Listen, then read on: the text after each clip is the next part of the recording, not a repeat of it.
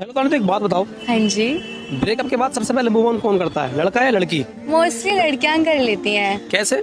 मतलब उनके पास ऑप्शन ज्यादा होते हैं ना आंसू पोंछने के लिए, और सबसे पहले तो उनके बेस्ट फ्रेंड्स ही आ जाते हैं, आंसू पोंछते हैं।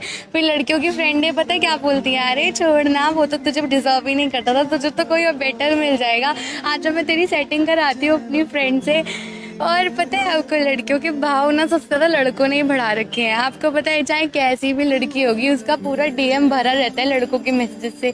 हाय कैसी हो आप, बहुत ब्यूटीफुल हो। मतलब रिलेशनशिप में भी होगी ना लड़की, तो भी लड़कों ने उसको 10-10 मैसेज कर ही रखे होंगे। और लड़कों का क्या होता है ब्रेकअप के बाद?